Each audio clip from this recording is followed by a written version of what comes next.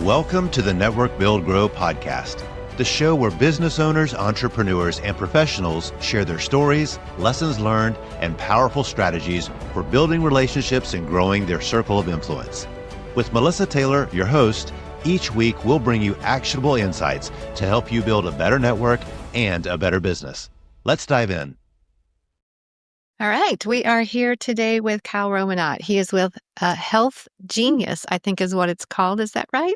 Health Market Genius Health LLC. Market Genius. I love that. And he helps with health insurance for individuals, small businesses, all different kinds of things. Is that correct, Kyle?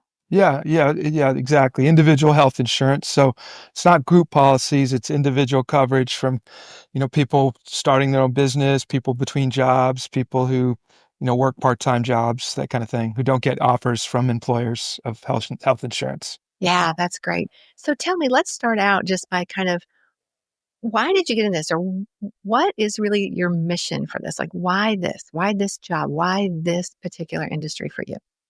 Yeah, it's a good question because I got into the insurance business in 1996. So I was doing home and auto and life and health and um, just different types of insurance since 1996.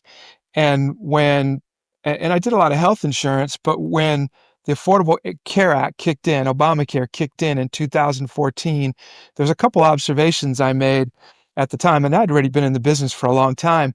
Number one, I observed that it was kind of complicated. The website rollout was rough. Healthcare.gov was rough. It's kind of complicated. And I thought, people are going to have a hard time doing this on their own. And then number two, I said, if people do get through, if they, there are some good things here. And if I could focus on that, I think I could really help people. So, at the end of the day, I just felt like that was much more important than, answering quotes, how much to add, how much it's going to cost my car insurance if I, let my son buy a Ford Mustang. I got tired of that kind of nonsense. But I felt health insurance was important. And so I parked on that. And, that's at the end of the day, that's where I'm at now. And that's where I would continue to be. I love that. So looking back, you started this back in the 1900s, right? Yeah. Yeah. So looking back at that, like, were you working with a larger company at that time, and then you decided to kind of branch out on your own and be an entrepreneur? What did that look like for you?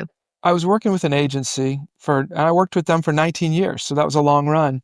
And then, like I said, the Affordable Care Act came out, and what happened was I realized, because of the complexity of it, I was like, wow, I'm spending a lot of time on this. It just takes the time to get it right for people. Mm-hmm. So in 2015, 10 years ago, I left that agency and just started my own company doing nothing but health insurance. A lot of people might have thought, hey, that's a step backwards. You're going from selling all these different lines of insurance to just health insurance. But, that was exactly the right thing. And that was what was required. It just takes that focus and concentration. And so that's all I do. And that's worked out well. I love that. Was it scary stepping into an entrepreneurial world? Oh yeah, very scary. Very, very scary. It was hard to leave. That was 19 years. And, there was a lot of relationships, a lot of built up time and effort and energy, a big book of business. And it was very hard to leave. I was scared to death. But, I was motivated as I looked around Charlotte and the people I met, not only at Network Build Grow, but other networking groups. I saw entrepreneurs, people who had done that. And I thought to myself, I just turned 50. I remember that. And I thought to myself, if not now, then when? I want to take a shot at it. And I kept rationalizing, going, good companies always need people. If it doesn't go well, I could go back, things like that. And I thought that way for a couple of years into my business. And then after a couple of years, I realized, no, I'm not going back no matter what. I love that. So let's talk about that. So you went out on your own. Networking obviously became maybe more important at that point. I don't know how important it was before, but talk to me about your networking and just kind of what does that look like from your perspective as part of how you have built this business? Yeah, it's extremely important. And, I try to just put it in context. I don't try to take it too seriously. I just try to, for me, it's just just meet people, be friendly with people, build relationships, establish, relationships, friendships, So that's the way I go about it. So, when I go to meetings, my goal is, just to be friendly. I'm not trying to pin down clients or anything like that. I'm just establishing relationships, building rapport. So when I handle it like that, I'm relaxed and, I probably put my best foot forward because I'm not pressing myself to get a sale or anything like that. It's just build the relationships, and it happens over time, and it is very important. And my business is pretty much 100% referrals. So, those relationships have paid off. Yeah. So you said most of your marketing is done through networking then. Like that's primarily your marketing. Yes, all of it, pretty much all of it. I do a few online things just to not participate in that at all. I don't want to let that go completely, but 99.9% is networking and just nurturing my clients. I reach out to them and make sure they remember who I am. And I send them postcards, and I just make myself available to them, and they're my biggest referral sources. Gotcha. So, with that in mind, when you think about how you network and how you follow up and how you keep track of things, tell us your best networking advice. First, let's start with for the person getting started in networking, and then we'll have the same kind of question for people that have already been networking, but they kind of want to up level their networking game. I think, number one, you have to conclude that referrals is the best way. And I've always felt that way. I just didn't really know how best to go about getting referrals, early in my career. But referrals is the best way. And number two, referrals from your clients are really great because these are people who are using you. And, when they give you a shout out on social media or tell their friends and relatives, I mean, there's nothing better than that. The sale's already made, you just don't drop the ball. Hmm. So, that's you have to realize that, hey, that's really what I want when it comes to marketing. Okay. And then it's like, well, how do I go about doing that? Because I think a lot of people throw a lot of stuff up against the wall and they're not clear exactly what they want to do and exactly what's going to be best for their business. So, I think a big part of it is just coming to the conclusion, okay, wow, this is the direction I want to go. This is where I want to spend my energy and my time. And, and I certainly consider Network Build Grow to be a valuable entity that way where, I want to participate in the events. And like I said, I don't put pressure on myself to get a sale. I just want to be there, be around the people that are part of NBG and enjoy that company. And, the rest of it takes care of itself. Yeah, I love that. I love that. And, we always say that people should be involved in a couple of different networking groups. So when you look at not just Network Build Grow, but maybe the other, because I think you're involved in another professional group. Is it BNI or is it a Yeah, I'm in a chamber? BNI group. Yeah. Okay. So talk to me about like what you look for as far as like if someone was going to go out into the world of networking and they start going to a couple of events, we always say pick two and go deep rather than go wide. Yeah. With like 12 different groups you're involved in. But Right. what do you specifically look for when you're kind of looking at groups to join? Yeah, that's good. That's a good question. I think I'm looking at, number one, is it a good group, like structure? And, is it something where people want to be a part of, right? Because if I go and I think, oh, this isn't such a great group, that's other people are probably thinking the same thing, and you Right. just have a lot of people coming and going, and that's not the best way. So I look for a group that has a good structure. And, if it has that good structure and a good culture, then people want to be a part of it. And so I think that's a big part of it. That's so certainly looking for that. I'm looking for groups that have people that are drawn to that culture, like the way I am. If I think it has a good culture, I'm thinking, okay, who else thinks that way too, and I want to meet those people. And a lot of times it's, it's good professional people who you want to be around, you want to rub elbows with, you want to get to know, who are attracted to those types of good cultures. And they know, hey, this is a good thing, and they keep coming, and they want to build relationships too. Mhm. So I think that answers the question. If you network for your business, you already know follow up is everything when it comes to growing relationships and driving success. But here's the thing most of us want to follow up well, we just get stuck. Staying consistent, keeping it personal, making it stand out, it's hard. That's why I use NetEffect.io. It makes follow-up simple, cuts through all the noise, and helps me stay on top of every relationship without dropping the ball. I never miss a follow-up, and honestly, my network wouldn't be the same without it. So check it out, neteffect.io. And right now, you can use promo code NBG50 for 50% off of your first month. neteffect.io, your secret weapon to unforgettable follow-up. So tell me, when you go to an event and you meet 10 people or whatever, what is your next step that you like to take with the people that you meet? Well, I think the easiest thing to do is to, get their contact info, like get a card or their contact info and reach out on LinkedIn, right? Because that's a no-brainer. You don't have to be somebody's best friend to reach out on LinkedIn. It's like, hey, I met you, and I'm a lot of times I'll give them a heads up. Hey, I'm gonna reach out to you on LinkedIn, and no, who's gonna say no to that, right? So, that moves the ball forward. So you reach out on LinkedIn, you make that connection. Then you might um, reach out and suggest a cup of coffee or something like that.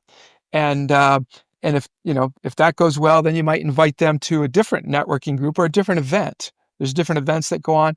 Sometimes they're new to Network Build Grow, and I'll say, hey, do you know Network Build Grow has this happy hour, has this coffee thing? Yeah, do you ever do stuff like that? Where and different people go to different things, right? Mm-hmm. So you meet different people. So a lot of times when somebody's new to a group, they don't know all the things that are going on. So you just advance in the relationship one more time. You're not putting pressure. I don't put pressure on myself. It's just a natural process of moving the relationship along. And Yeah. that's sort of the way I look at it. Yeah, that's great. How do you specifically keep track of maybe notes on people, like things you don't want to forget about somebody that you met? Um, I do have I usually put it in my phone contacts, because that has a place where you can put notes, Mm-hmm. and I'll usually put it in there. I also use an app where I could put notes. Mostly I do that with my clients where they tell me, this or that, this is a concern or that's a concern. But just somebody I'm meeting, networking, I'll usually put that in my phone contacts, messages, and notes, that kind of thing. That's how I do it. Yeah. And how do you keep track of obviously, if you're going to the same group, you might see the same people Yeah. repetitively over and over. But is there ever a time where you feel like maybe you meet somebody and they're going to be a good strategic business alliance or, kind of partner in some way? How do you track or kind of keep that ball moving forward after you've connected with them on LinkedIn? Maybe you've had a one-on-one coffee with them and you don't want them to fall through the cracks. Like, do you have any way to kind of track that? Yeah. I mean, I use mailbox power to send out postcards. Yeah. And, so I'm not beyond, and I don't do this that often, but I usually will just send these cards out in a structured way to my clients. I'll send them to my people who send me referrals along with a Starbucks gift card. I'll send them as thank yous to people who come on board, become clients, things like that. Hmm. But once in a while, I'll send it to somebody who I'm just trying to advance the connection. If I think, okay, hey, I think we really could work together, then I'm going to take an extra step to just nurture the relationship. And when I say work together, nurture the relationship, something where I say, wow, I think we could really be good for each other, right? Because nobody, people don't really appreciate a one-way relationship. It's when it's two ways, that's the best thing. Hmm. So, just different ways, or I might touch base or just text once in a while, or just invite them to other groups, things that I think are Hmm. cool that I like to go to. I might invite them and say, hey, I think you might enjoy this. There's some really cool people here. And, I can show you around, introduce you, That's things great. like that. Yeah. Yeah, just No. Yeah, I love normal that. nurturing. So we've talked a lot about networking but let's leave networking for a second and tell me what you think is some of the challenges that a lot of kind of either new entrepreneurs or new small business owners run into outside of just networking, like other things that maybe you had challenges with or continue to have challenges with. I think something I see is, I think you need to make sure that the groups you're networking with are people who would use, ideally, they're people who would use what you have. right? They're going to use the product. They may not become your clients, but they're the type of people who would typically need your services or need what you do. If that's not the case, then it's a little tougher, because then all you're really doing is saying, well, those people in the group don't need my services, but they might be able to refer me to people who do. That's fine. I mean, I see people who do that, but to me, that's a heavy lift. I'd much rather be associating with people who need my services, because then they associate with other people like themselves who also need my services. Right. So I see, once in a while I see people and I think, wow, this might not be the right group for them. They're dealing with a group of solopreneurs and they're trying to hit, companies that are, 50 or more employees, Right. just things like that. So you want to make sure, I think it's a pretty good fit for what you do and what you offer. Hmm. So we know that networking can take a lot of time. And we also know that entrepreneurs don't have a lot of time sometimes. So how do you balance, going to the event, doing the Yeah. follow-up, having some coffees, all that kind of thing? How do you balance that on your calendar? Well, I like what you said, two groups and go deep rather than broad. I think that's exactly right. Um, So, if it's just two groups or something like that, then, you're not quite spread so thin. I mean, there's stuff you can do every day if you if you want to spend all your time networking. So I think, just giving focus to those groups and to those relationships, um, I think that's a pretty good place to park. Sometimes the challenge is figuring out what two groups. Um, so, Yeah. I definitely considered MBG one of the groups, and then the BNI would be the second one for me. Hmm. So, nurture the relationships for the people in those groups. Yeah. Make the most of it, and do what you can to refer them, meet the needs that they have, and just move the relationship along, establish what you have in common, and just you know set the table for good things to go back and forth. That's great. Okay, well, we're going to wrap up with some rapid fire questions. Okay. So I'm going to ask you some questions. Just say the first thing that pops into your mind, and we'll just have some fun with this. You ready? Okay. Okay. What's one common mistake that people make when they're networking? Overdoing it. Yeah. Yeah, overdoing it. How would you say people overdo it? Spread themselves too thin. Try to close the sale, when you're meeting somebody for the first time, things Yeah, like that. They I put too love much that. pressure on themselves. Okay, wonderful. Okay, here's another one. What's one way that you can add value to the networking groups that you're a part of without expecting anything in return? Serve. I tell my kids, you know what, any group you're a part of, see where you can serve, see where you can help, because you know why, you're always welcome. When you serve, you are always welcome. And even when you're new to a group, see how you can serve. And it's a great life habit. Um, so I learned that early on, and I try to make a point to do that. I think you do an excellent job of doing that, by the way. Thank So, you. little life lessons from Kyle there. Okay, and one last one. What's the number one tip you have for starting a conversation at a networking event with someone that you've never met? I think try to observe something that you have in common. Okay. I mean, it could be something along the lines of, you know, have you been here before? Then you have in common the fact that, maybe you both have been there before, maybe you haven't. And then it can go from there. It can go to family, it can go to church, it can go to, where you grew up, it can go to, any number of things, but try to establish a bond, and asking questions rather than just telling them about yourself. People like to talk about themselves. So, that's how I try to do it. I try to ask them and just try to form a bond. Yeah, I love that. Well, thank you so much for talking with us today. We're really excited that you are a part of Network Build Grow. You're also on the leadership team, which we love. I think you've been a part of the leadership team almost since we started. It's been quite a while. I And we appreciate love, that, and I value that. Yeah. yeah, we love having you there. So thank you for your time today, and we will see you soon. Okay. See you later. Thanks for tuning into this episode of the Network Build Grow podcast. If you enjoyed today's conversation, be sure to subscribe, leave a review, and share it with a fellow entrepreneur or professional. And of course, if you're not yet part of our community, visit networkbuildgrow.com to connect with us. Until next time, keep building and keep growing.